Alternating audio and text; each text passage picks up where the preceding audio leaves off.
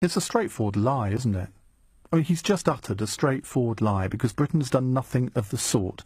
David Davis has pointed out that legally we are not obliged to pay anything after the 19th of March. And that's what Michel Barnier doesn't like, because he knows that we're right, because it's quite clear in Article 50.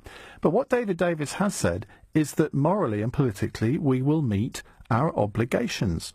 Even Nigel Farage, when he was sitting in for me, what was it, the week before last, I was listening to him, and he said, much to my astonishment, that Britain should honour its financial obligations to the European Union. So why is it that the chief negotiator for the EU stands up at that press conference and utters a straightforward and utter lie? Well, you can judge the reasons that he's done that. I've got my own theories, because I think the EU is moving to a position where they are trying to make it very, very difficult for Britain to accept anything they say.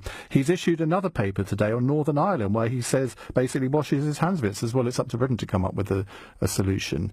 Britain actually released a paper on Northern Ireland a few weeks ago, putting up, not saying we think this has to be the solution. They actually, I think, they gave 3 different alternatives up for discussion. Isn't that the way you negotiate? You don't say to people, well, we want this, and this is the only way it's going to happen, because that's the EU's position, and there's total inflexibility.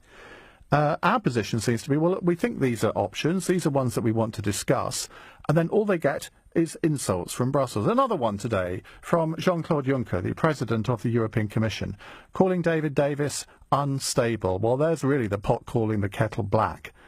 Because well, anyway, let's not get into the personal insults, but because we can leave that to him.